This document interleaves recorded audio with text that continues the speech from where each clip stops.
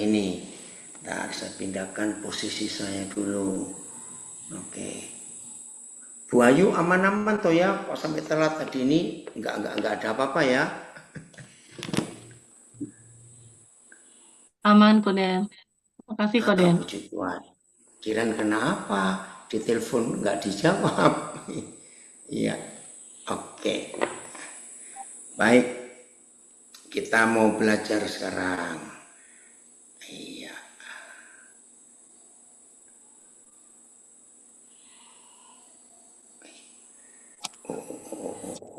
Oh ya.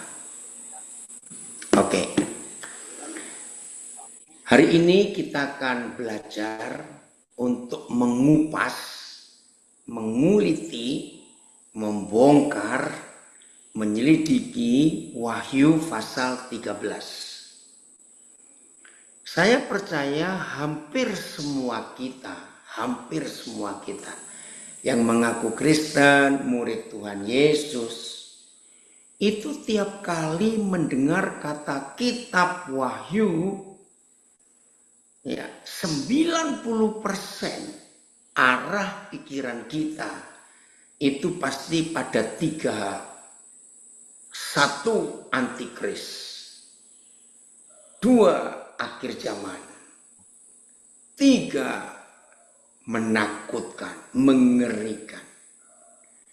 Saudara, saya berkata ya, setan sangat berhasil menipu gereja dengan kebodohan yang sangat bodoh.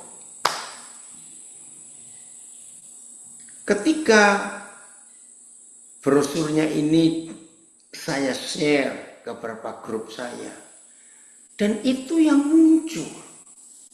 Apalagi bagian saya hari ini Wahyu 13. Sudah dianggap angka sial.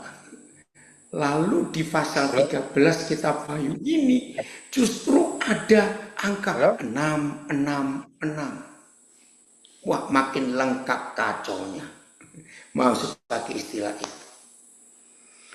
Terus terang saudara, saya hampir nggak bisa menahan kemarahan saya ketika kitab Wahyu, kitab yang luar biasa, kitab yang memberi harapan buat gereja dan dunia, itu diacak-acak, dicungkir balikkan, dikacaukan, dirusak oleh si setan itu.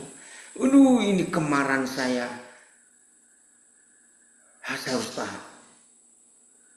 Akhir tahun 70-an, antara 78-79, itu pertama kali Roh Kudus hadir dalam hidup saya secara jelas untuk melihat kitab Wahyu dari sudut pandang Tuhan Yesus sendiri. Nah, sejak hari itu sampai hari ini, izinkan saya mengatakan kalimat ini. Tidak sedikit teman-teman saya, sahabat-sahabat saya, hamba-hamba Tuhan, pengkhotbah-pengkhotbah yang mengkhotbahkan akhir zaman, itu enggak setuju dengan pendapat saya. Bahkan tidak sedikit gereja-gereja menganggap saya sesat. Saya terima. Karena sudut pandangnya beda. Kita lihat ya, perang yang terjadi Rusia Ukraina belum selesai, sudah mau masuk tahun ketiga ini. Sekarang Hamas, Hizbollah, Iran ya, lalu Israel. Perang memang mengerikan. Tapi tolong jawab pertanyaan saya. Silakan saudara tulis yang di Facebook, Instagram, Zoom. Ya, perang ini. Saya tanya begini. Tidak ada orang yang setuju dengan perang. Tidak ada orang yang bisa senyum-senyum bangga dengan perang, apalagi dengan korban yang begitu banyak. Tapi saya ingin tanya kepada saudara, kalau saudara itu adalah pemegang saham, saudara adalah anggota dari sebuah konsorsium para penjual senjata, atau saudara punya saham di pabrik senjata.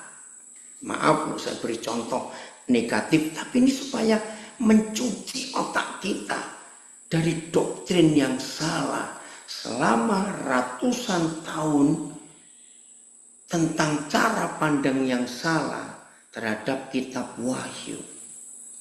Sekarang jawaban saudara apa? Kalau saudara adalah pemegang saham dari pabrik-pabrik senjata, saudara adalah sekelompok orang yang terlibat dalam urusan dagang dengan pabrik senjata. Saudara melihat perang itu bagaimana? Tolong jawab dong. Oke, ada yang jawab pasti setuju, senang, dapat untung. Nah, jadi untung besar dari Illinois. Ini masalahnya. Duit, betul, sebagai keuntungan, benar. Wah, ngeri sekali. Nah, hari ini saya ingin mengajak saudara seperti saya diajak oleh Tuhan Yesus di akhir tahun 70-an dalam melihat konsep kitab Wahyu dari sudut pandang yang laris-laris, katanya. Betul, laris, betul. Kalau saudara ada di kelompok orang yang punya pabrik senjata, oh laris, betul sekali, laris, untung besar. Nah, sekarang saya ingin saudara melihat kitab Wahyu dari yang punya Wahyu itu sendiri. Nah, saya percaya kalau saudara, anak saya dari Tuban Kampung, kalau saudara ada di pihak Tuhan Yesus, posisi berdiri kita di posisinya Tuhan Yesus, dan mempelajari kitab Wahyu, maka saudara akan menemukan sebuah kebenaran yang membuat kita antusias, semangat membaca dan menyelidiki kitab Wahyu. Apalagi Wahyu pasal 13. Sebetulnya Koden mau tanya ke Ayu ini loh. Apakah ini kebetulan urutannya sampai Wahyu 13 lalu Koden bisa? Ya, tapi kok usah dijawab ya Ayu. Atau memang Ayu dan saudara-saudara kelompok Osaka itu menentukan supaya Koden bahas kitab Wahyu 13. Ya, saya nggak perlu jawaban. Cuma dengan saya mengajukan pertanyaan ini supaya saudara yang masih punya konsep yang salah tentang kitab Wahyu, karena saudara berdiri di pihak korban perang, ngerti ya? Pihak korban perang, ya, orang-orang Palestina khususnya nggak menyetujui perang ini. Tapi buat orang yang ada di konsorsium pabrik senjata, perang itu menguntungkan, dan mereka harap perang itu nggak selesai-selesai supaya terus laku senjata-senjata itu. Maka itu masih ingat, gara-gara akhir tahun 70-an itu, Roh Kudus memasukkan sebuah kebenaran di hidup saya. Kalau boleh saya ingin punya jalur bicara kepada para pemimpin dunia, kepala-kepala negara di dunia. Stop membicarakan perdamaian dunia hanya di sebuah konferensi, duduk-duduk di meja pakai mikrofon. Stop, nggak ada gunanya. Kenapa? Setelah Roh Kudus mengajak saya melihat kitab Wahyu dari sudut pandang Tuhan Yesus, si Wahyu itu sendiri, Maka saya mau berteriak kepada para pemimpin bangsa-bangsa. Stop bicara perdamaian dunia. Kenapa? Kalau kalian setuju menutup pabrik senjata, maka dunia aman dengan sendirinya. Nggak usah dibuat konferensi. Nggak usah dibuat rapat-rapat perdamaian dunia. Wih, itu biayanya besar loh saudara. Kedatangan presiden-presiden, kepala-kepala negara yang hadir di konferensi-konferensi internasional seperti itu, biayanya itu nggak kira-kira mahalnya. Apalagi yang presiden, namanya Presiden Amerika Serikat, itu paling mahal biaya keamanannya. Presiden Putin sama mahal keamanannya. Presiden-presiden negara lain mahal. Bayangkan untuk mendatangkan mereka saja sudah keluar duit segitu banyak. Belum lagi keamanan di gedungnya, belum kita sudahlah. Ngerti ya maksud saya? Jadi saya jengkel lihat mereka. Ngapain kamu cuma duduk-duduk bicara damai, berunding sini berunding situ? Kenapa sih kalian nggak mau sepakat tutup pabrik senjata, selesai? Kan nggak semudah itu. Nah, ayo hari ini, kalau ada yang masih ketakutan melihat kitab Wahyu, ayo sekarang kita pindah posisi. Berdirilah di tempat Tuhan Yesus berdiri, maka saudara akan melihat kitab Wahyu sebagai kitab yang sangat indah.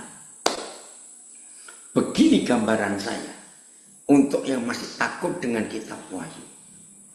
Kalau Kejadian ayat 2, pasal 2, ya, awal-awal penulisan Kejadian 1, Kejadian 2, itu ada taman yang indah, namanya Taman Eden. Ngerti ya? Ternyata saudara, di akhir penulisan firman, maka ada kitab namanya kitab Wahyu. Ternyata kalau saudara sudah sempat bisa berdiri di posisi Tuhan Yesus berdiri, ternyata melihat kitab Wahyu itu justru seindah Taman Eden. Di 2 pasal pertama Alkitab itu ditulis. Bayangkan. Nah, itu yang saya dapat tentang kitab Wahyu. Sangat indah. Maka itu sampai hari ini kalau saya membaca kitab Wahyu, tidak saya temukan sedikit pun kegentaran, ketakutan, kengerian. Tidak. Karena saya menemukan Taman Eden di situ. Karena memang kitab Wahyu itu luar biasa indahnya. Nah, saya harap yang masih punya konsep yang salah, ketakutan melihat kitab Wahyu, bertobatlah hari ini. Ya, coba ikuti. Ya, 2 jari saudara, jari ibu jari dan telunjuk gabungkan. Ya, letakkan di pelipis kanan kita. Anggap aja ada tombol di pelipis kanan kita, terus putar, klik dalam nama Yesus. Maka saudara akan melihat kitab Wahyu itu indah. Bayangkan saudara, maaf, begitu jahatnya para pengkhotbah akhir zaman yang membuat kitab Wahyu jadi kitab yang menakutkan. Coba tanya anak-anak muda yang umurnya 20-an. Kalau diajak baca kitab Wahyu, dengar khotbah tentang kitab Wahyu, rata-rata mereka menolak. Dan alasan terbesar mereka belum menikah, om. Nah, itu kan gak ada hubungannya kitab Wahyu dengan pernikahan kalian. Kenapa sampai punya konsep seperti itu? Ya karena salah khotbah. Salah berdiri melihat kitab Wahyu itu. Wih, ngeri. Oke. Tadi kan saya bilang 3 hal. Begitu orang yang posisi berdirinya salah, ketika diajak berdiskusi, membicarakan kitab Wahyu, kenapa langsung muncul tinggal satu, antikris, dua, penderitaan, aniaya, tiga, mengerikan, menakutkan, bencana-bencana terjadi, tanda 66 dan sebagainya. Nah, saya katakan lagi, setan berhasil membuat gereja jadi penakut dan goblok karena salah melihat kitab Wahyu. Memang ada, apalagi di pasal 13 itu ada 2 perikop, menakutkan. Nah, saya tanya dulu, coba jawab. Ya, wah ini cucu saya nulis, bentar. Dulu kalau baca kitab Wahyu harus lampu terang banget dan harus ditemani. Itu karena takut. Ya. Oke, makasih Daryl. Papa senang kamu jujur seperti itu. Nah, saya tanya, tolong jawab. Tolong jawab. Bukankah 99, sekian persen? Oh mama, oh ya udahlah, karena pakai namamu deh. 99, sekian persen. Pengkhotbah tentang kitab Wahyu atau pengkhotbah akhir zaman yang posisi berdirinya salah, yakin yang dikhotbahkan 99% tentang kitab Wahyu itu pasti antikris. Itu yang buat saya marah, sangat menyakiti hati Tuhan Yesus. Nah, ini pertanyaan saya. Menurut saudara, figur sentral, tahu, key person, pusat pribadi yang dibahas tentang akhir zaman. Ini sekarang nggak cuma kitab Wahyu, pokoknya tentang akhir zaman. Tolong jawab saya ingin saudara nulis. Menurut saudara, figur sentral, pribadi utama yang harus kita bicarakan tentang akhir zaman dan kitab Wahyu, itu Tuhan Yesus atau antikris? Jawab dulu tolong. Ayo nulis cepat, saya tunggu. Iya jelas Tuhan Yesus. Betul. Ayo yang lain nulis. Siapa? Figur sentralnya itu siapa? Ya Tuhan Yesus sebagai Raja segala raja. Ayo. Tolong jawab. Yang Instagram, Facebook. Siapa? Iya harus Tuhan Yesus. Bukan antikris goblok. Iya, dari New York. Iya betul nak. Tuhan Yesus. Dari Illinois. Tuhan Yesus. Dari Bandung. Betul. Dari Jerman. Dari kota Gießen. Tuhan Yesus. Melbourne, kamu di mana itu? Iya Tuhan Yesus. Oke, cukup. Iya, jelas Tuhan Yesus. Nah, saudara sadar nggak? Si kunyuk itu berhasil membelokkan yang harusnya Tuhan Yesus yang nomor 1 diagung-agungkan, ditinggikan, karena itu figur sentral tentang akhir zaman. Ternyata, Ale, terima kasih, Papa, kamu hadir nak, nanti Papa telepon habis ini. Ternyata setan berhasil membodohi gereja, memanipulasi. Akhirnya antikris lebih terkenal dari Tuhan Yesus. Ini kan kurang ajar betul. Harusnya Tuhan Yesus. Oke, setuju ya? Lanjut. Nanti akhir tahun ini antara Oktober November ada pilkada di Indonesia. Ya sekian ratus kabupaten dan kota madya dan provinsi akan memilih kepala negara. Jadi milih bupati, milih gubernur, milih wali kota di akhir tahun ini. Setelah pemilu Februari yang lalu. Nah sekarang saya ajak saudara mikirkan ini. Kalau ada yang nggak percaya, nggak apa-apa. Ya, saya tidak minta persetujuan saudara semua, tapi ini iman kepercayaan saya. Ternyata bicara akhir zaman dan mempelajari kitab Wahyu, setelah saya diajak pindah posisinya oleh Tuhan Yesus, wah, ternyata akhir zaman dan kitab Wahyu itu artinya dunia sedang mengadakan pemilu untuk memilih raja atau presidennya dunia.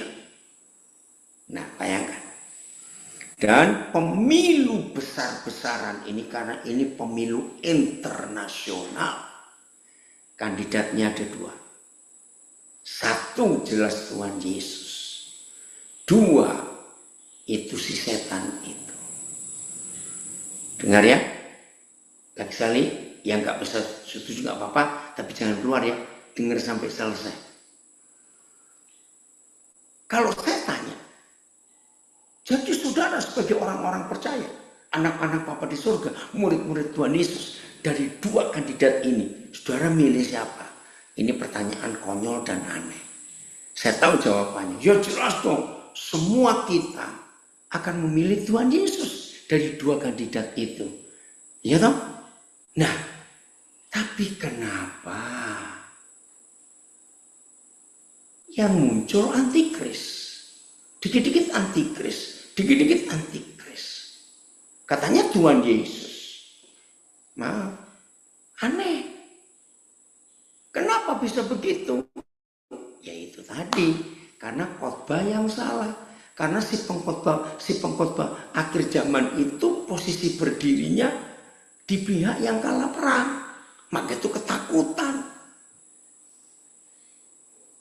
Nah, bersyukur kepada Tuhan. Tuhan pilih saya dari sedikit hamba-hamba Tuhan yang bisa mengerti hati Tuhan tentang akhir zaman dan kitab Wahyu. Saya salah satu dari yang sedikit dan saya bersyukur untuk anugerah Tuhan itu. Apalagi saat ini kita akan membongkar Wahyu 13. Ada dua perikop. Siap ya? Jadi sudut pandangnya berubah. Bukan ketakutan tentang antikris. Bukan ketakutan tentang aniaya. Ada 6 kuda hitam, merah, hijau, kuning, nggak tahu apa lagi, saya nggak apalah. Karena itu nggak penting buat saya. Tapi saya lebih suka bicara tentang Yesus Kristus yang akan jadi Raja. Oke, saya baca ya. Oh, ada yang bilang dari Jogja, khotbah antikris. Bentar, ini komen bagus. Khotbah antikris ya itu lebih dramatis dan menghasilkan angpau lebih banyak. Kurang ajar betul. Maaf. Oke ya. Kita lihat 3 ayat ini dulu di kitab Wahyu. Yang pertama Wahyu 1 ayat 6. Ayo kita lihat. Wahyu 1 ayat 6. Oke ya. Wahyu 1 ayat yang ke-6. Keren saudara. Oh, terima kasih Bapak. Kepada saudara Osaka, FWF, Wahyu, terima kasih. Kalian milih Koden untuk membahas Wahyu 13. Terima kasih. Dan yang telah membuat kita, saya baca dengan betul karena terjemahan baru Indonesia salah. Dan yang telah membuat kita menjadi raja-raja dan imam-imam bagi Tuhan Bapaknya. Bagi dialah kemuliaan kuasa sampai selama-lamanya. Amin. Coba Filipus carikan yang terjemahan Indonesia ini yang katanya menjadi raja-raja. Bukan menjadi suatu kerajaan. Beda. Imam-imam BS. Nah, lihat itu. Oh, TSI ayat 5 TSI. Oh. Bukan, TSI-nya ayat 5 Filipus. Kalau MELT jelas ya, saya baca MELT dulu. serta menjadikan kita raja-raja dan imam-imam bagi Tuhan dan bagi Bapaknya. Bagi dialah kemuliaan kekuasaan untuk selama-lamanya. TSI-nya mulai ayat 5 Filipus. Jadi kita ini raja-raja dan imam-imam, saudara. Masa raja diajak perang kok melarikan diri? Raja kacwa itu, maaf. Ya, TSI. Raja itu nggak penakut. Dan dari Kristus Yesus yang selalu dipercaya dalam seluruh kesaksiannya tentang Yahweh Allah, dialah yang pertama. Oke, terima kasih Filipus, langsung aja ya. Dengan demikian dia, salah juga ini. Dengan demikian dia sudah menjadikan kita warga kerajaan, bukan menjadi raja-raja. FYI-nya Filipus coba. Jadi bukan menjadi suatu kerajaan, tidak, menjadi raja-raja. Ayo cepat Filipus, FYI-nya. Ayat 1 ayat 6 ya. Sabar.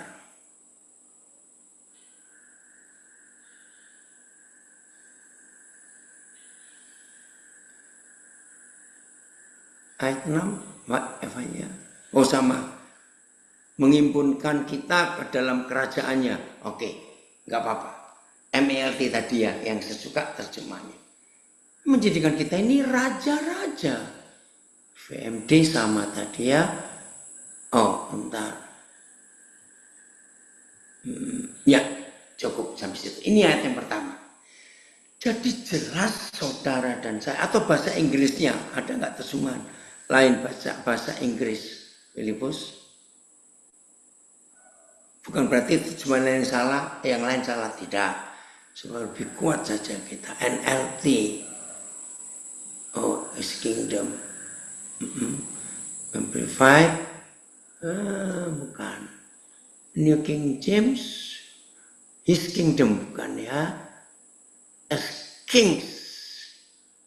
Oke. Nggak ada the message. Iya, Kingdom. Memerintah. Oke. Pokoknya kita ini dijadikan raja-raja dan imam-imam bagi Bapaknya dan bagi Tuhan Yesus. Ayat yang kedua. Wahyu 5 ayat 10. Ya. Ini loh, jadi akhir zaman itu menyenangkan saudara. Wahyu 5 ayat yang ke-10. Ya, ada yang komen. Ada yang tambahkan. Gara-gara khotbah antikris dari tahun 1997 akhirnya sangat mempengaruhi, melangkah, semua jadi takut ini, takut itu. Puji Tuhan, adanya pandemik baru komitmen semuanya Tuhan Yesus memegang kendali. Amin.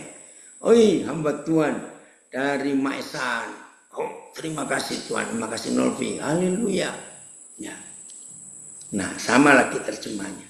Dan engkau telah membuat mereka menjadi suatu kerajaan, bukan. Menjadi raja-raja dan menjadi imam-imam bagi Tuhan kita. Dan raja-raja dan imam-imam itu akan memerintah sebagai raja di bumi. MELT-nya ya, supaya sama. MELT ya.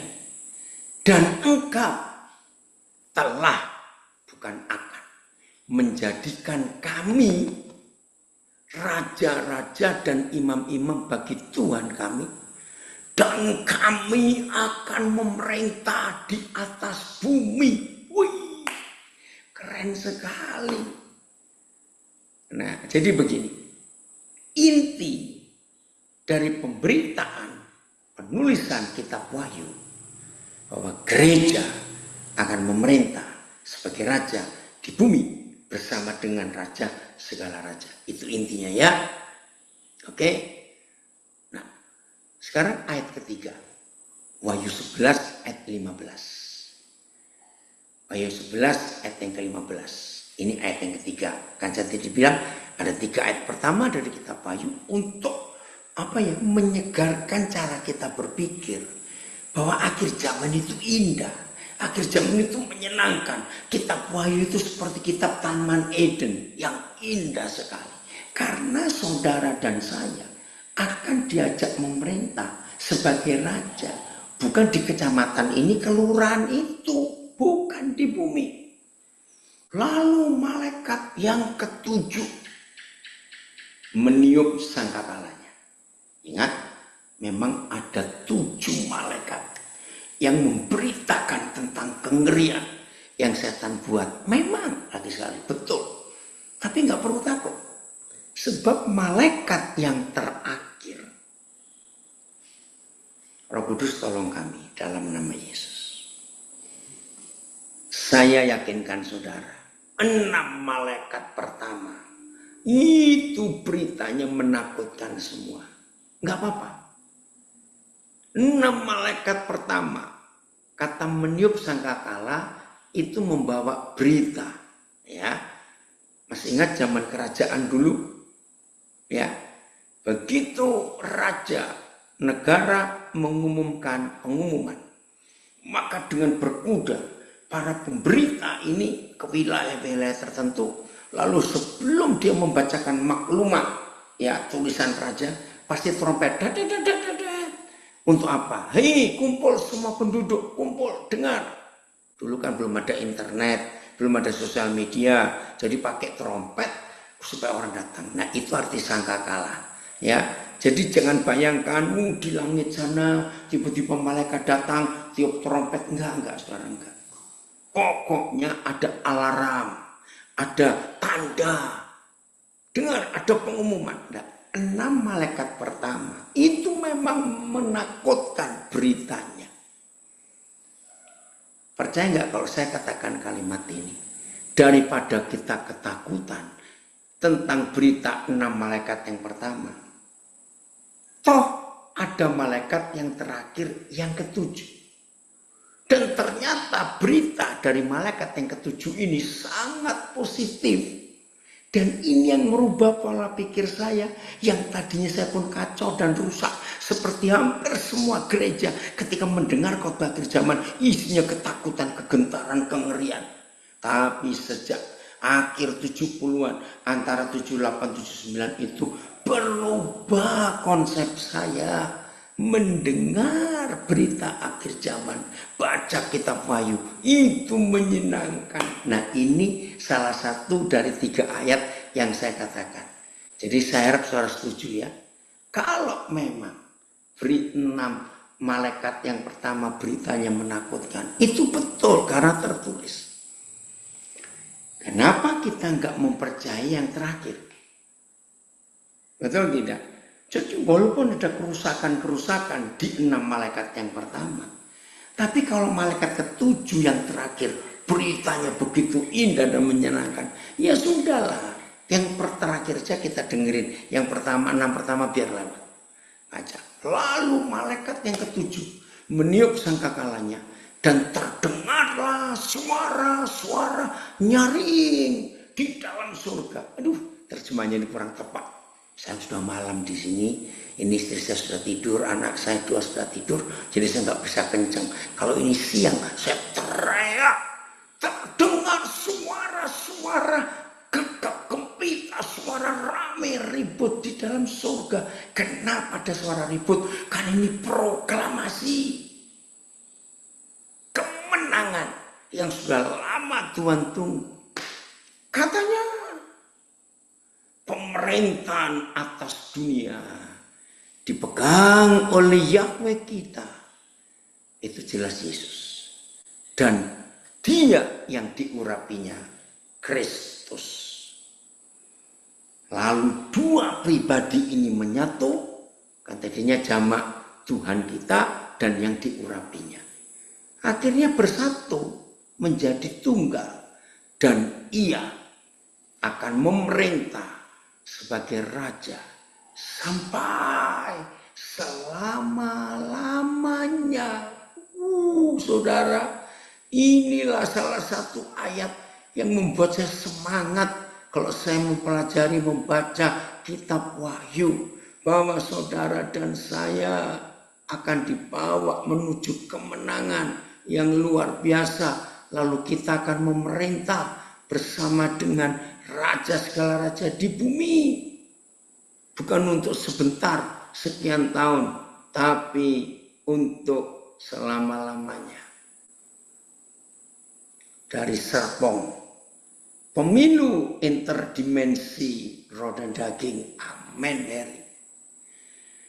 Nah, apa enggak semangat?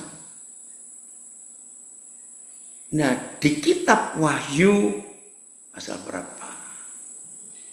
Pasal 7, aduh sayang saya.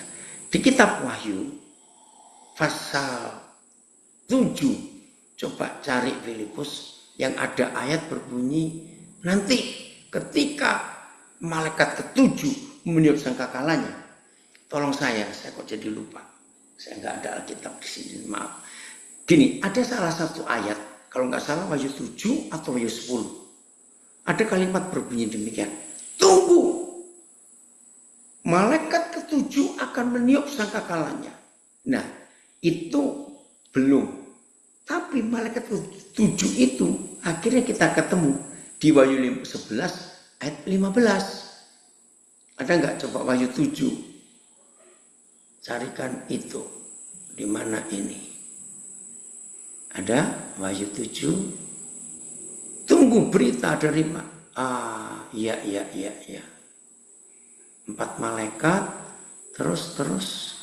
Ini ngeri semua nih beritanya. Oke, terus lagi Filipus. Terus. Iya, pelan-pelan Filipus, pelan-pelan. Papa harus, jangan goyang-goyang dulu. Bukan naik lagi, coba naik lagi. Kalau ada yang bisa bantu saya cepat, yang di Instagram, Facebook. Malaikat yang ketujuh. Enggak ada, sudah habis ya. Coba Wahyu pasal yang ke-9. Coba ya, maaf. Maaf saya lupa ini. Ada? Tunggu berita dari malaikat yang ketujuh. Bisa pada tidur semua ini, saya enggak temu Alkitab, maaf. Ada ayat berapa? Tolong saya. Wih, dari Belgia juga hadir, puji Tuhan. Ya. Ya, ada yang tanya, siapa malaikat ketujuh? Ya pokoknya utusan Tuhan. Kita nggak bisa tahu, Arif. Ketemu nggak? Wahyu berapa itu ya? Wahyu 8. Oke, ayat berapa? Makasih Artono. Oh, Wahyu 7. Ya, coba. Ayat berapa kira-kira? Materai ke-7. Pelan-pelan.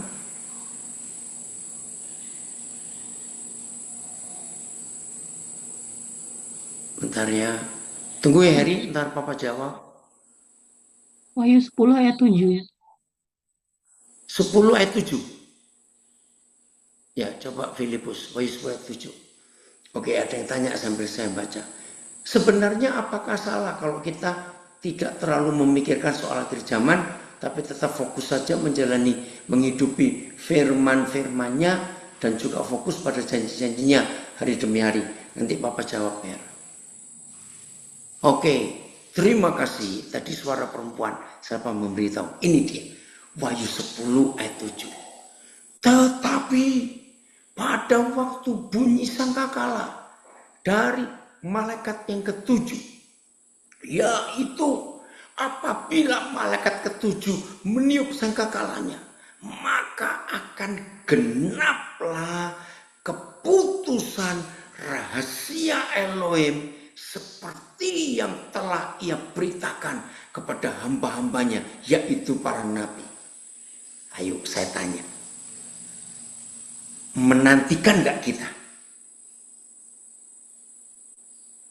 Menanti gak Karena dinubuatkan bahwa nanti kalau malaikat ketujuh akan memberikan beritanya, maka genaplah keputusan rahasia. Wih, ini keren sekali. Ada sebuah rahasia yang tersembunyi berabad-abad dan dimeteraikan oleh Yahweh Tuhan sendiri. Tapi akan dibuka keputusan rahasia itu asal malaikat ketujuhnya itu muncul. AYT, terima kasih. Tetapi pada masa bunyi malaikat ketujuh, ketika ia hendak meniup trompetnya, maka tergenaplah rahasia Tuhan seperti yang ia sampaikan kepada para hambanya, para nabi. Ini yang harusnya kita tunggu. Jadi pertama kali saya dapat ini, saudara, sebelum lanjut ke Wahyu 11 ayat 15 tadi. Wih, saya tuh cari kapan ini, di mana ayatnya yang membuat malaikat ketujuh itu muncul. Ya, ada yang tanya dari Belgia. Jadi kalau malaikat ketujuh memberitakan berita bumi hancur, kebalik. Justru berita malaikat ketujuh ini bumi itu jadi seperti Taman Eden. Karena bumi jadi damai. Raja segala raja, raja damai memerintah bumi. Nah ini loh. Oh berarti Mirta, tadi kamu telat masuk sih. Ya, saudara lihat ini. Dari Belgia ada pertanyaan. Jadi kalau malaikat ketujuh memberitakan beritanya, bumi ini hancur, terus kiamat. Tidak. Ayo Mirta, terlambat masuk sih. Nanti ulangi lagi dari depannya. Jadi nggak usah takut. Iya, penggenapan nubuat Daniel juga yang akan memerintah di bumi. Oke? Terjemahan lain Filipus, Wahyu 10 ayat 7 tadi. Ini loh saudara. Waduh, saya lama mencari ini kapan, di mana? Ternyata ada di Wahyu 11 tadi ya. BS. Tetapi apabila malaikat ketujuh meniup trompetnya, Tuhan akan melaksanakan rencana rahasianya. Seru enggak rencana rahasianya? Seperti telah ia beritakan kepada hamba-hambanya, yaitu para nabi. MLT. Namun pada hari-hari suara malaikat yang ketujuh akan segera meniup sangkakalanya, maka rahasia Tuhan harus digenapi sebagaimana dia telah memberitakannya kepada para hambanya sendiri, yaitu para nabi. Nah sekarang saudara bayangkan, kiranya saudara bisa menangkap ya, ketika saya cara membacanya dengan ekspresi seperti itu, bahwa semuanya pada menunggu trompet malaikat ketujuh itu apa, karena itu keputusan rahasia surga yang tersembunyi. Ternyata ada di Wahyu 11 ayat 15 tadi. Oke, kita baca lagi ya. Karena ini banyak yang baru gabung dengan cara baca saya seperti ini. Jadi pada penasaran. Wahyu 11. Oh, kenapa Filipus 11 ayat 15? Wahyu 11 ayat 15. Ayo kita lihat. Haleluya. Terima kasih Bapak. Semangat sekali saya. Ya. Lalu malaikat yang ketujuh meniup sangkakalanya. Nah ini dia. Dan terdengarlah suara-suara nyaring di dalam surga. Pasti nyaring. Karena ini keputusan rahasia Tuhan yang tersembunyi berabad-abad. Ribuan-ribuan tahun. Katanya pemerintahan atas dunia dipegang oleh Tuhan kita. Itu jelas Tuhan Yesus Kristus. Dan dia yang diurapinya. Itulah kita, gerejanya. Lalu ia bersama dengan gerejanya akan memerintah sebagai raja sampai selama-lamanya. Masih nggak senang mendengar kitab Wahyu membahas akhir zaman? Wih, ini luar biasa. Oke, supaya cepat. Sekarang Wahyu 13. Jadi sekarang kalau kita sudah tahu betapa indahnya kitab Wahyu, betapa menyenangkannya akhir zaman karena kedatangan Tuhan Yesus itu indah. Sekarang Wahyu 13. Ayo cepat. Wahyu 13.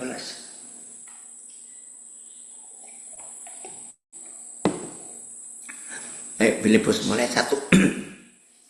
Agak panjang dikit ya. Nggak apa-apa. Bayangkan untuk menerangkan gini saya perlu waktu 43 menit ini. Oke. Nah judulnya sudah menakutkan. Binatang yang keluar dari dalam laut. Izinkan saya berkata,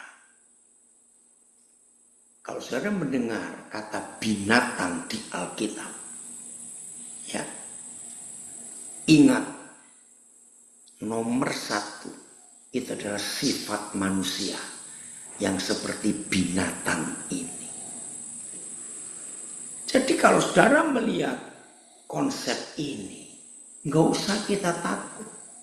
Karena di dalam hidup kita ada banyak sifat binatang yang najis dan kotor. Lalu aku melihat seekor binatang keluar dari dalam laut, bertanduk 10, berkepala 7. Di atas tanduk-tanduknya terdapat 10 mahkota. Dan pada kepalanya tertulis nama-nama hujat. Maaf, kalau ada yang nggak setuju juga nggak apa-apa. Saudara nggak usah bingung melihat Wahyu 13 ayat 1. Sudah terjadi. Ingat pembukaan Olimpiade Paris 10 hari yang lalu. Ini dia. Jadi binatangnya itu. Ya, hal kedua kata binatang. Itu bicara negara-negara di dunia. Maka itu hampir semua negara di dunia simbolnya binatang. Apalagi negara-negara Eropa. Rata-rata simbolnya singa, simbolnya ini. Indonesia simbolnya Garuda. Hampir semua negara di dunia simbolnya binatang. Terus Filipus jangan keluar lagi. Supaya nggak bolak-balik masuk. Panjang ini pembahasannya. Boleh nggak usah dikeluarkan lagi Filipus supaya cepat. Apa artinya bertanduk 10? Tanduk itu bicara 2 hal. 1, kekuasaan. 2, kesombongan. Angka 10 itu angka lengkap atau genap. Berarti di akhir zaman ini muncul binatang yang kesombongannya lengkap 10. Kepalanya 7 angka sempurna, pintar, jenius. Lihat, dan di atas tanduk-tanduknya terdapat 10 mahkota. Ini kan pemerintah, ini kan otoritas. Dan pada kepalanya tertulis nama-nama hujat. Terjadi di Olimpiade Paris. Wih, Tuhan dina. Ya, tapi kita nggak usah bela. Tuhan nggak perlu kita bela. Saya tanya, saudara percaya nggak? Ini pun ada di dalam gereja Tuhan. Maaf, jangan tersinggung. Berapa banyak hamba-hamba Tuhan arogan, angkuh, punya jabatan yang luar biasa. Dari Manokwari ada komen, selalu ada hikmat baru yang disingkapkan setiap kali lihat live kotanya Papi. Nah, itu karena Roh Kudus. Saudara nggak usah jauh-jauh lihat binatang di mana, di dalam gereja ini ada. Apa buktinya? Pertengkaran yang nggak habis-habis. Nah, yang menyedihkan itu Surabaya itu terpilih. Sejak dulu saya nggak tahu kenapa. Kota yang melahirkan begitu banyak hamba Tuhan, banyak kegerakan Surabaya. Tapi di Surabaya juga, saudara, terjadi hal yang menyedihkan. Ada 2 gereja besar yang kasusnya sama. Dan kenapa nggak mau belajar? 2 gereja besar di Surabaya ini kasusnya sama. Mertua dan menantu perang. Menyedihkan. Karena apa? Masing-masing punya 10 tanduk, punya 10 mahkota. Bayangkan, dalam gereja. Gak usah tanya yang mana, gak penting. Ayat 2. Binatang yang kulihat itu serupa dengan macan tutul. Serupa. Jadi bukan. Kakinya seperti kaki beruang. Mulutnya seperti mulut singa. Stop dulu. Kalau sudah membaca kalimat-kalimat seperti kitab Wahyu, Nggak usah diteliti macan tutul itu apa, beruang itu apa, singa itu apa. Enggak. Begini aja supaya cepat. Ini binatang munafik.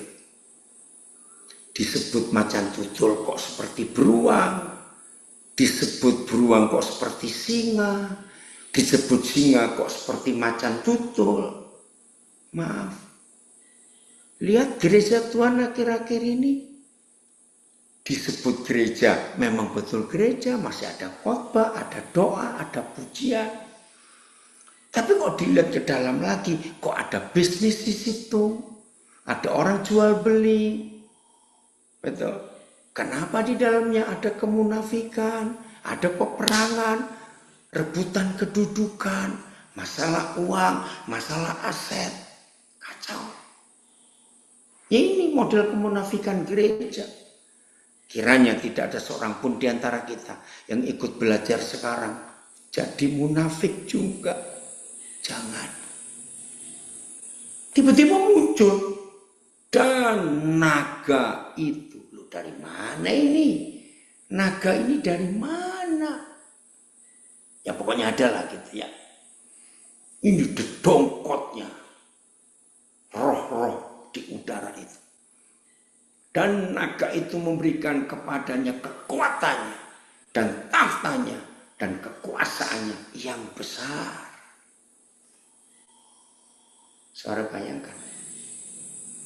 Kalau binatang-binatang di ayat 1. Lalu binatang-binatang di ayat 2.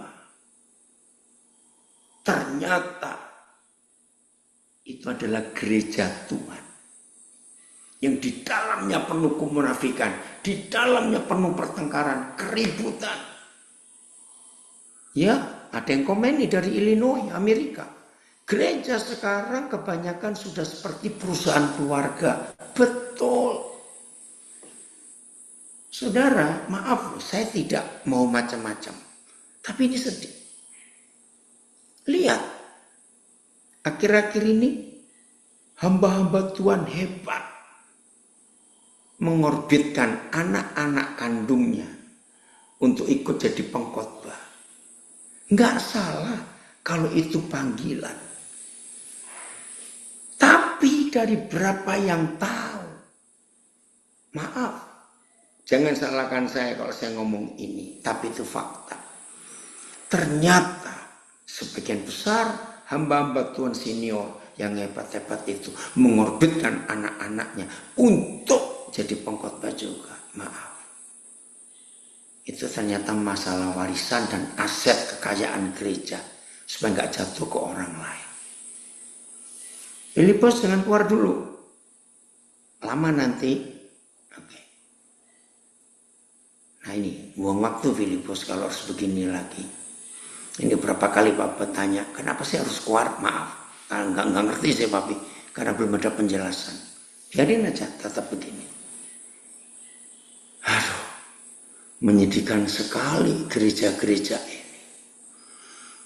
Betul, gereja akhir zaman ada beberapa yang fokus bisnis. Ya, oke ya. Nah, kepada gereja-gereja yang bisa dimanipulasi, maka naga itu memberikan kekuatannya. Perhatikan 3 hal ini ya, hati-hati.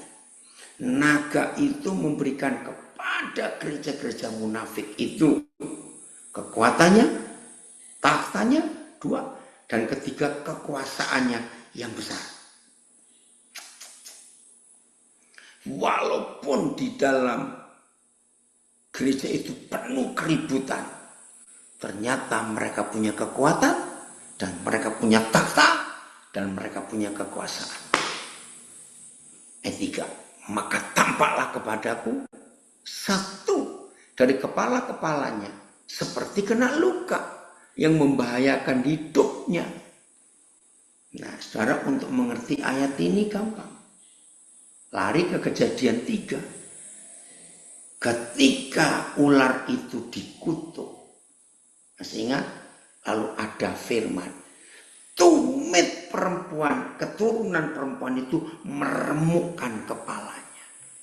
Hebatnya sambungannya Kejadian 3 ke Wahyu 13. Maka tampaklah kepadaku satu dari kepala-kepalanya seperti kena luka yang membahayakan hidupnya. Memang gereja yang benar itu bisa menghancurkan kepala naga itu. Tapi si naga itu ngeri sekali. Tetapi luka yang membahayakan hidupnya dari salah satu dari 10 kepala itu sembuh. Maka seluruh dunia heran. Lalu mengikut binatang itu. Saudara bayangkan, sudah luka parah, sudah diremukkan. Ternyata bisa sembuh. Dan ketika dunia melihat itu, mereka terkagum-kagum. Lalu ikut. Faktanya sekarang ini, Tuhan tolong kami sebagai kami penyikmat. Ayat 4. Dan mereka menyembah naga itu.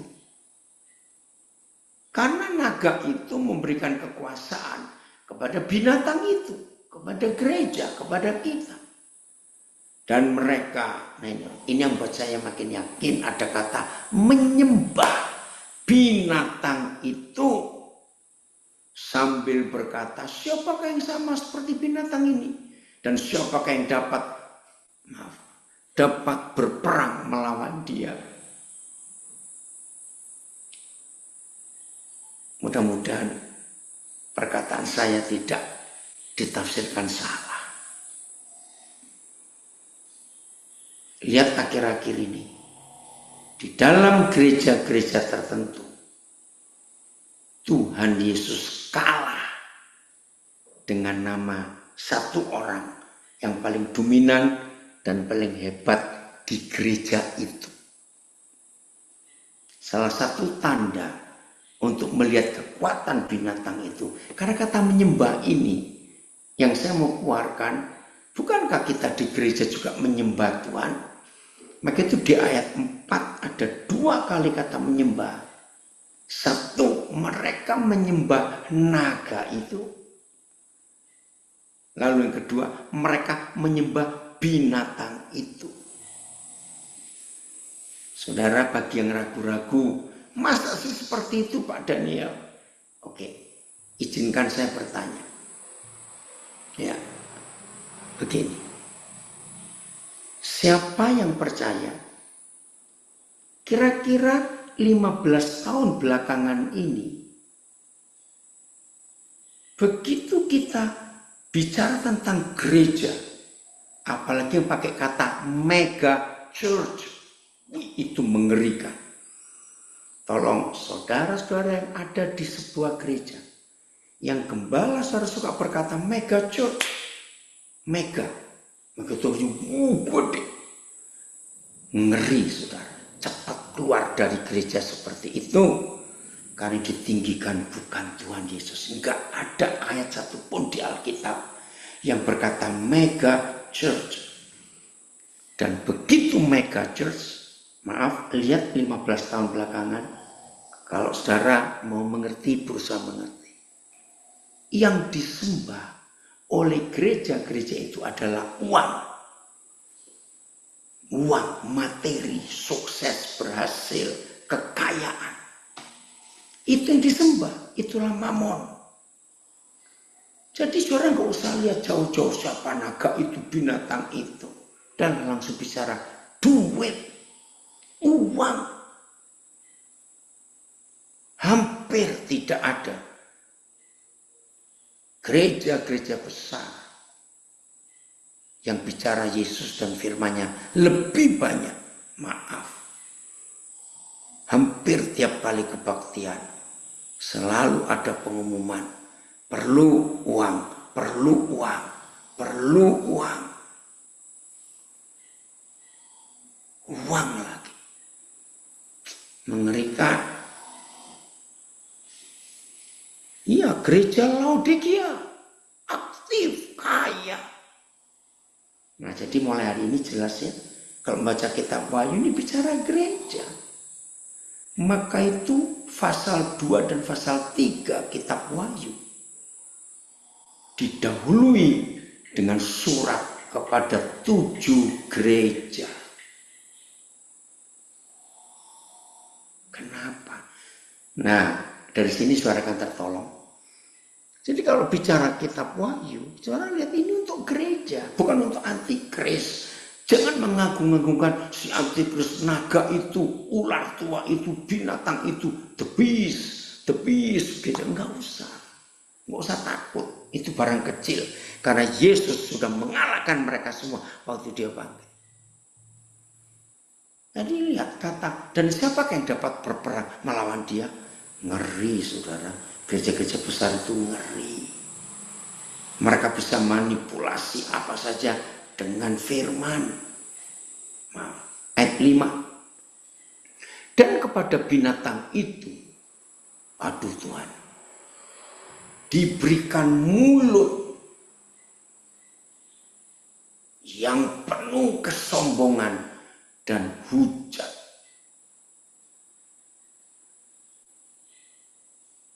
Saudara, saya harus sampaikan ini supaya saudara tahu. Gereja-gereja yang ada kuasa naga dan binatang itu, ciri-cirinya kelihatan. Maaf, saya harus ngomong terus terang. Hai orang-orang muda, kalian diusahakan, kalimat pertama gitu. Kalian usahakan. Kalau cari jodoh yang segereja dengan kita. Loh, itu ngeri sekali. Ya. Segereja dengan kita. Karena saya baca tulisannya itu. Dan saya pernah dengar khotbah di YouTube dari mereka. Karena kalau tidak segereja dengan kita, tidak sevisi dengan kita. Kalau saudara menikah dengan orang Kristen dari gereja lain yang tidak satu aliran dengan kita nanti gak sevisi suamimu atau istrimu. Loh, lihat itu. Mulutnya sombong. Dalam arti pengajaran di gereja kita ini paling benar. Ampuni Tuhan. Dan kepada binatang itu diberikan mulut yang penuh kesombongan dan hujat. Jadi kalau gereja itu berkata harus dengarkan kami, itu kan hujat. Enggak diajarkan dengarkan Tuhan Yesus. Dan mereka punya kata-kata yang, ya kan Tuhan gak ada di sini. Ya wakil Tuhan kan saya ini, gembala seniornya ini, pendiri gereja ini. Oke. Kepadanya diberikan juga kuasa untuk melakukannya. 42 bulan lamanya. Maaf. Untuk waktu ini 70 minggu, 42 bulan, 3,5 tahun. Maafkan, saya nggak bisa bahas ya. Saya harus pisahkan itu. Maaf. Jadi saya lewati angka minggu, tahun, bulan. Ayat 6. Lalu ia membuka mulutnya untuk menghujat Tuhan. Menghujat namanya. Merusak, menghancurkan namanya. Dan kemah kediamannya. Maksudnya apa? Gereja-gereja model begini ini.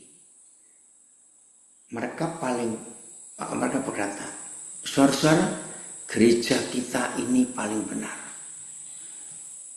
Maka itu hati-hati dengan pengajaran gereja lain. Hati-hati. Mengucap surga dikalahkan oleh kemah kediaman buatan mereka sendiri. Aduh, saya ulangi. Lalu yang membuka mulutnya untuk menghujat Tuhan, menghujat namanya, menghujat kemah kediamannya, dan menghujat semua mereka yang diam di surga. Semuanya salah, mereka yang benar. 7. Dan ia diperkenankan untuk berperang melawan orang-orang kudus dan untuk mengalahkan mereka. Dan kepadanya diberikan kuasa atas setiap suku, umat, dan bahasa dan bangsa. Jadi bukan kuasa Roh Kudus. Bukan kuasa Roh Kudus. Dan gereja-gereja seperti ini, saudara, membabi buta, merajalela, buka cabang di mana-mana, dan menempatkan gembala-gembala yang sudah didoktrin dengan pola pikir mereka, dan selalu berkata tidak boleh terima pengajaran dari hamba Tuhan yang lain, harus dari kita saja. Maaf, lalu yang lain itu siapa? Tuhan ampuni kami. Memberikan kuasa untuk setiap suku, umat, bahasa, dan bangsa. Harusnya nama Yesus di atas segala-galanya. Lihat ayat 8, ada kata menyembah lagi. Maka itu hati-hati.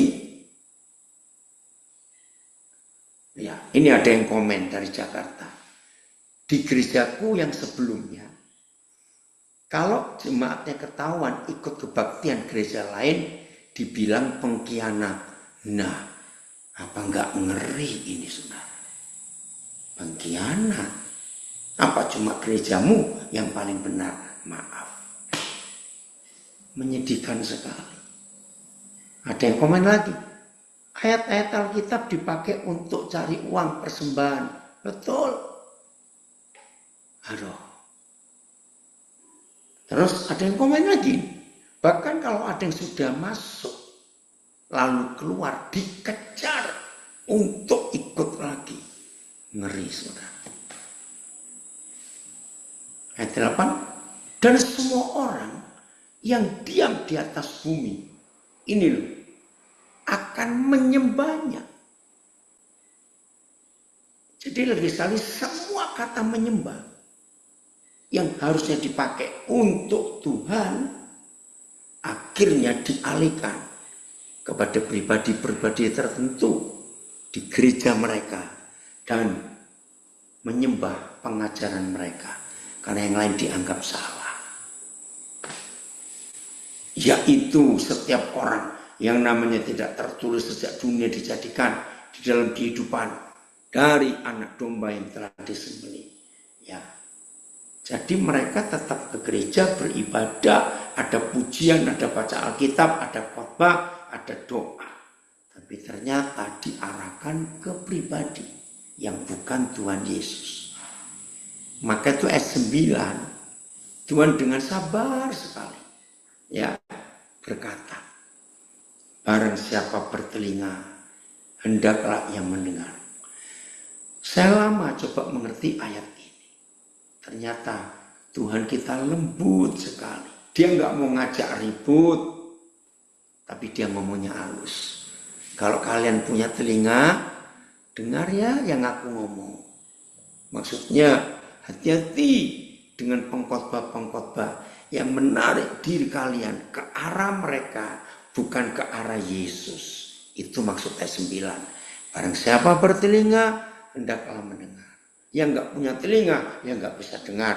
Yang nggak punya telinga benar, hanya mendengar suara si orang satu itu. Ngeri sekali. Ayat 10. Barang siapa ditentukan untuk ditawan, ya akan ditawan. Barang siapa ditentukan untuk dibunuh dengan pedang, ya harus dibunuh. Naikkan lagi Filipus. Dengan dibunuh dengan pedang. Hati-hati. Ini bukan Tuhan yang menentukan. Awas. Yang menentukan untuk ditawan, untuk dipedang dan semua itu bukan Tuhan. Setan itu. Jadi salah. Bukan Tuhan yang menentukan. Maka itu kalimat ini, ayat ini dikunci dengan sebuah keputusan. Kalimat terakhir ayat 10. Yang penting di sini ialah ketabahan dan iman orang-orang kudus. Saudara perhatikan, nah ini Tuhan Yesus yang ngomong. Yang penting di sini. Robi, Bapak senang kamu gabung. Coba lihat berapa terjemahan lain Filipus ayat 9 ayat 13 ini ya. Bapak tolong kami. Iya. Maaf ya, tadi ada berapa pertanyaan. Ini nggak bisa diputus karena panjang, nanti coba ya. AYT. itulah ketekunan dan iman orang-orang kudus. Oke, terus naik lagi BIS. Terus naik terus. Ya, itulah sebabnya umat Tuhan harus tabah dan setia. TSI. Ya, setiap orang itu ditentukan Tuhan untuk dipenjara. Nah, ini bukan kontradiksi ya. Saudara jangan bingung, enggak ya. Ditentukan oleh Tuhan enggak apa-apa. Kalau memang percaya Tuhan tentukan ya, saya percaya juga. Tapi dalam konteks kitab Wahyu ini, setan itu turut bekerja. Itu masalahnya. Dalam hal ini, bagian terakhir, Tuhan mengendaki agar kita umatnya tetap bertahan dan setia kepada Kristus dalam penganiayaan. Bukan setia dan bertahan kata pemimpin A, kata pemimpin B. Tapi setia dan bertahan kepada Kristus. Jangan salah. Tuhan tolong kami supaya dalam kondisi seperti ini, kalau toh terjadi aniaya untuk kami siap. Mampukan kami Tuhan.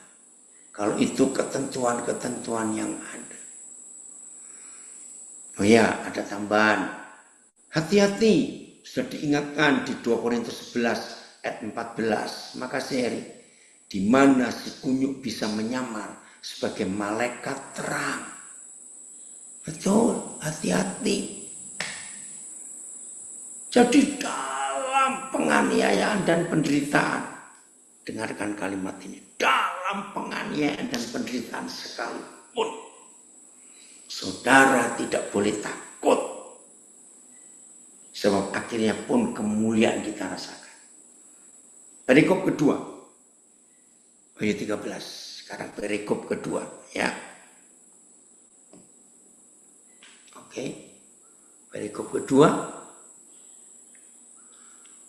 Ayat yang berapa tadi? Filipus 11 ya. Ya, ayat 11. Wahyu 13. Judulnya, binatang yang keluar dari dalam bumi. Lagi sekali saya mau katakan, binatang apapun yang tertulis di kitab Wahyu. Saudara, tubuh kita akan dibuat dari tanah. Masih ingat berapa kali kita belajar dalam Injil Matius, Injil Markus?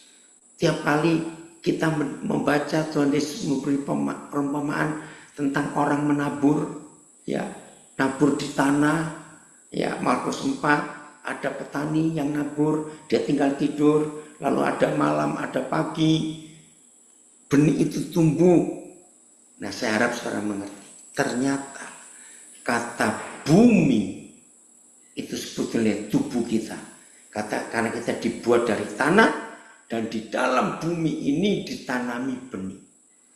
Jadi saudara untuk mempelajari ini nggak usah ragu-ragu. Ternyata kalau kita tidak bertobat sungguh-sungguh, binatang-binatang jahat itu bisa muncul di hidup kita. Ini ya terakhir-terakhir ini, pembunuhan-pembunuhan yang mengerikan, dimutilasi dan segala macam.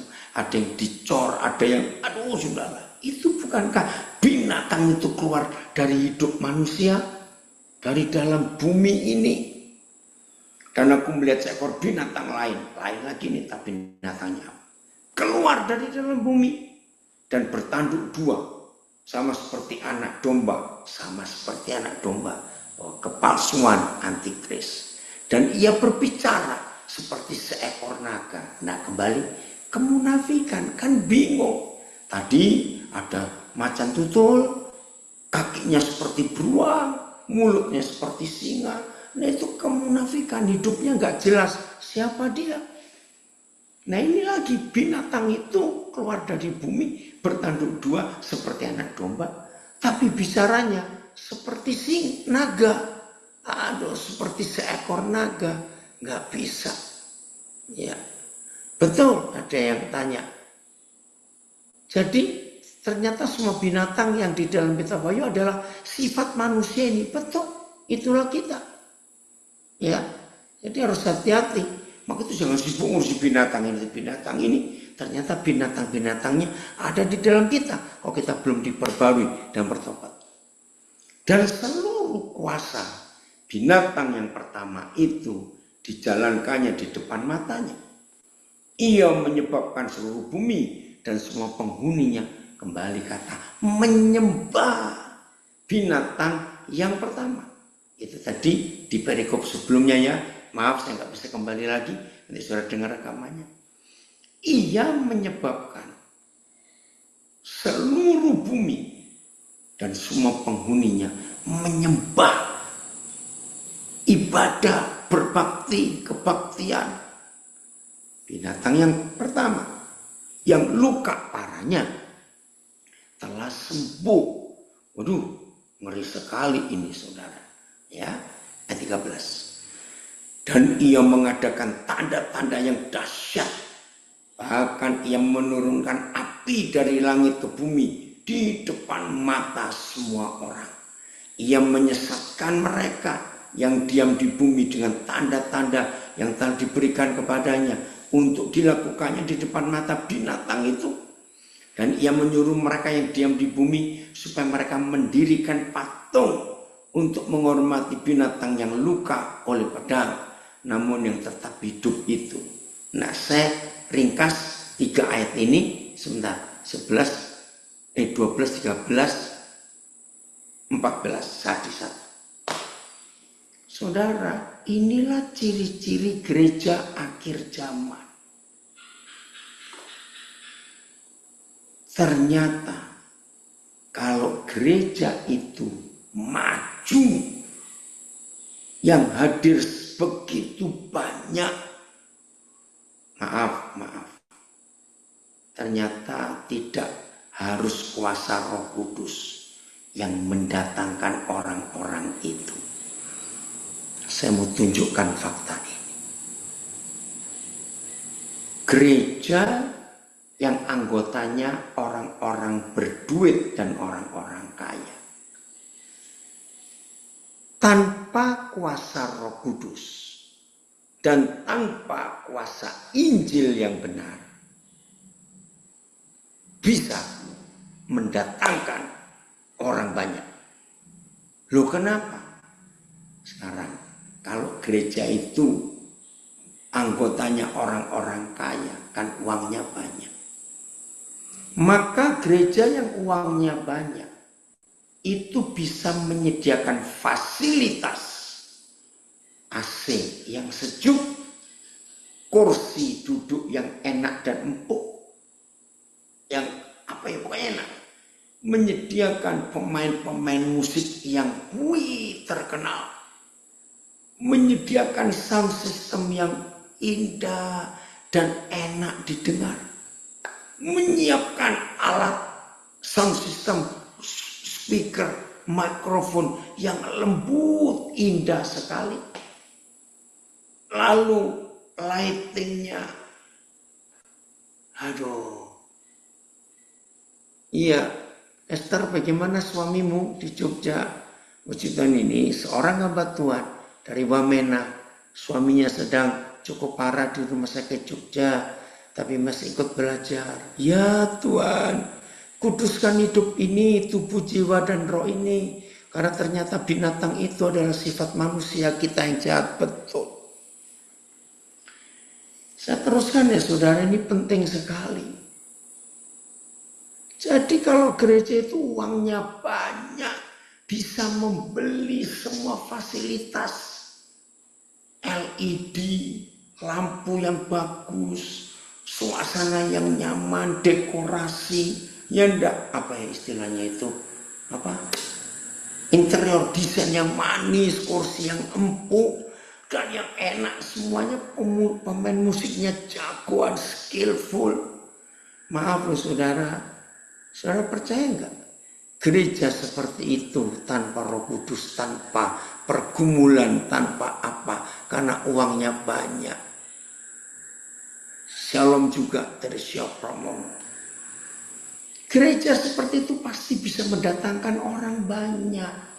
Karena nyaman, enak. Maaf. Nah itu yang ada di ayat 12, 13, 14. Ternyata ada kekuatan lain di dalam gereja itu. Sekalipun masih ada nama Tuhan Yesus. Ada Alkitab, ada doa. Doa ini, doa itu. Saya harap nggak ada yang tersinggung untuk melihat gereja akhir zaman ini. Ayo kita periksa. Ayat 15. Setelah semua itu terjadi, dan kepadanya diberikan kuasa untuk memberikan nyawa kepada patung binatang itu. Wih, lebih hebat lagi. Sehingga patung binatang itu berbicara juga. Dan bertindak begitu rupa. Sehingga semua orang yang tidak menyembah patung binatang itu dibunuh. Itu tadi. Kalau bergabung di gereja yang kuasa binatang akhir zaman itu ada, maka orang itu ingin ke gereja lain dan dengar khotbah dari gereja lain, dianggap pengkhianat, saudara. Ngeri sekali. Nggak bisa terima keberadaan saudaranya dari gereja yang lain. Aduh, ampuni kami Tuhan, ampuni. Ini bentuknya. Dibunuh kalau tidak, diancam. Pernah terdengar kisah.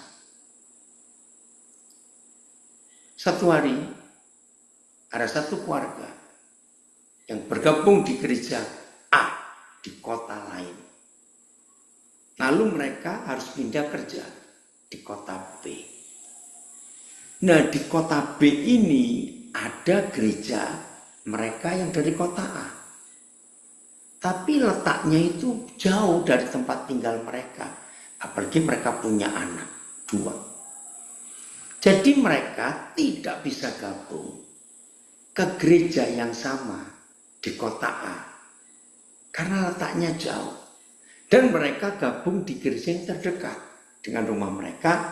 Apalagi di gereja yang baru ini ada fasilitas untuk pelayanan anak-anak yang cocok buat anak mereka. Saudara, ini kisah nyata. Ini bukan dongeng, bukan ilustrasi. Ketika ketua atau gembala senior gereja mereka yang di kota A tadi tahu bahwa anggotanya di kota B tidak mau kembali segereja dengan di kota A, mereka dikutuki. Wih, ngeri sekali, saudara. Sampai segitunya. Yang tidak mau menyembah patung binatang itu akan dibunuh. Jadi maka itu jangan selalu katakan antikris. Ternyata dalam gereja pun terjadi hal seperti itu. Dan ia menyebabkan sehingga kepada semua orang, kecil atau besar, kaya atau miskin, merdeka atau hamba, diberi tanda pada tangan kanannya atau pada dahinya. Jadi jelas, bukan tanda milik Kristus, tapi tanda kelompok mereka sendiri.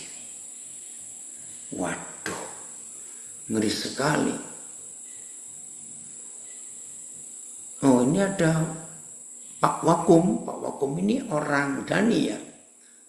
Maaf, iya, tidak ada itu kuliah teologi online, tapi bisa dengar ya di sosial media.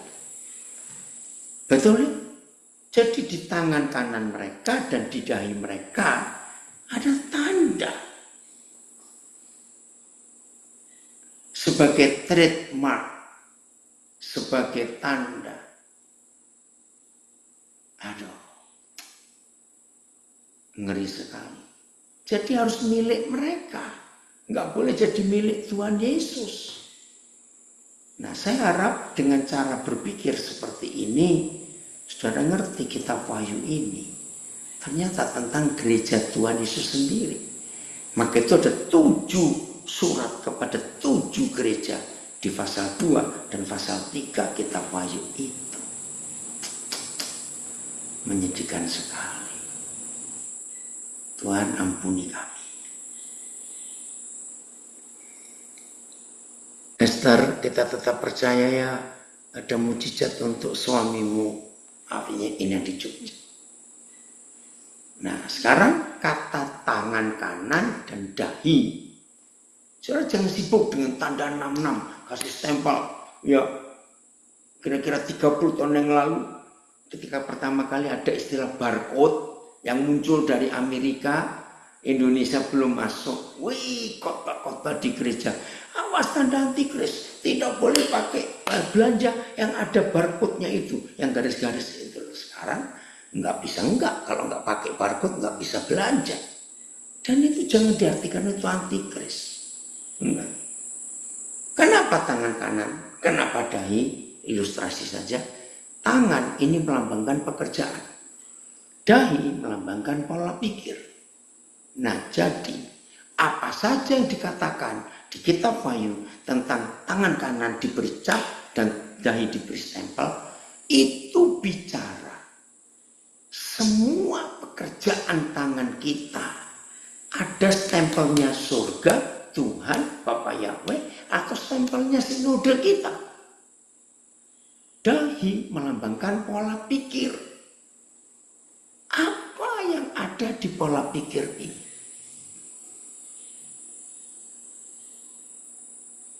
Itu menentukan siapa. Saudara, kira-kira ini nggak sedikit gereja-gereja yang aneh, apalagi yang dari Korea Selatan. Hati-hati, nggak tahu kenapa dari Korea Selatan ini kok aneh-aneh keluar pengajaran gereja yang aneh-aneh. Terus ada lagi gereja, saya nggak sebut namanya.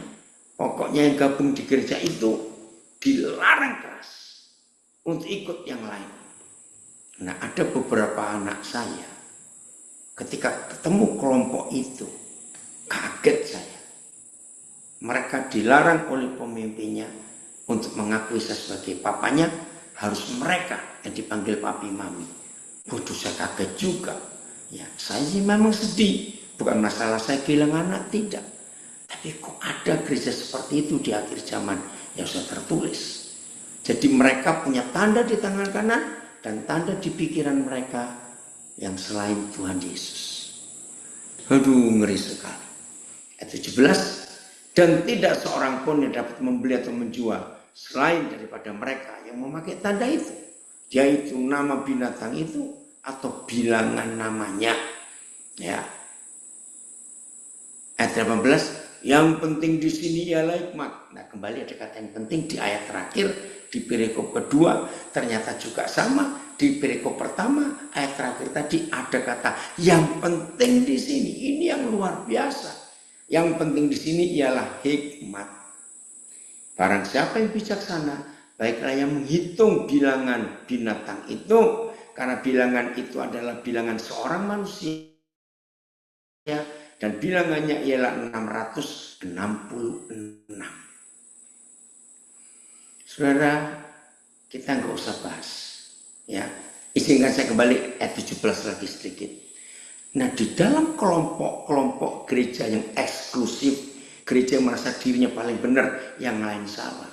Itu ternyata di dalam kelompok mereka, internal mereka, itu ada peraturan kalau belanja apa saja usahakan milik atau toko yang dimiliki oleh saudara-saudara kita di dalam gereja kita ini. Pasti saudara ngerti yang saya maksud. Sampai segitunya supaya uangnya nggak lari kemana-mana tapi berputar ke dalam. Bisa terjadi.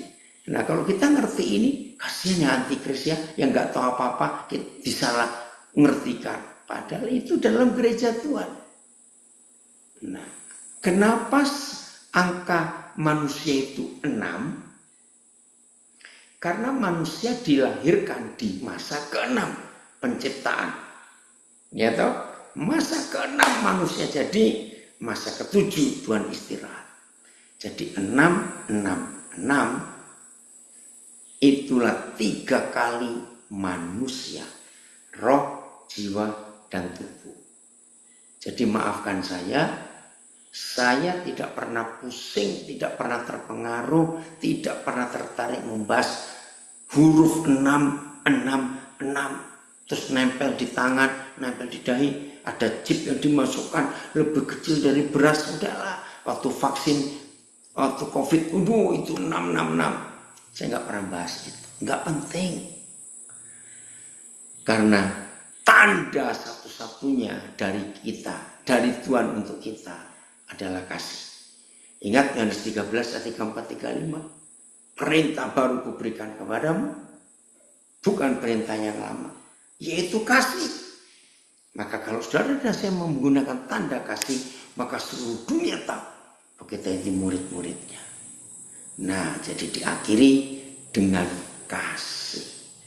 Kasih itu kudus, kasih itu murah hati, kasih itu tidak menendam, dan seterusnya.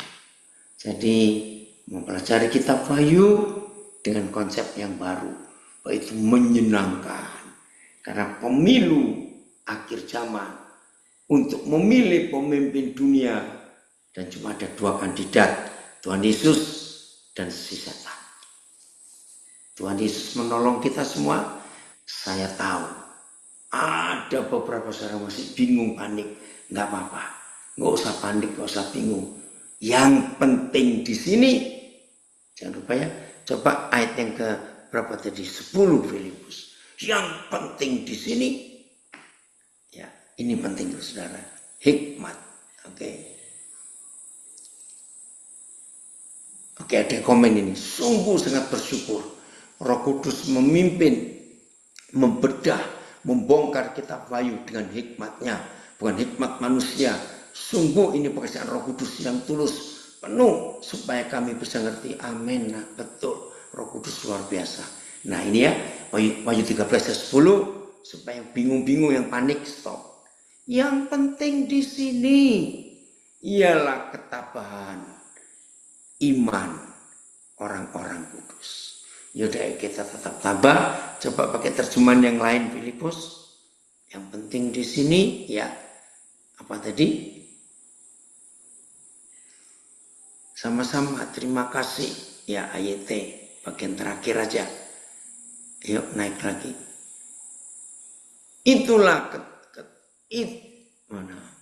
Itulah sebabnya umat Tuhan harus tabah dan setia. TSI-nya, dalam hal ini Tuhan menghendaki agar kita umatnya tetap bertahan dan setia kepada Kristus dalam penganiayaan. Ini aja yang penting. Ya, saya ulangi lagi, bagi saudara yang masih belum belum dapat betul, sampai masih ada rasa panik, bingung, nggak apa-apa. Tuhan nggak marah. Kita perlu waktu untuk mencerna. Ya, yang penting di sini, tetaplah tabah, tetaplah setia, tetaplah beriman kepada Tuhan Yesus. Tuhan memberkati kita semuanya. Amin. Kembali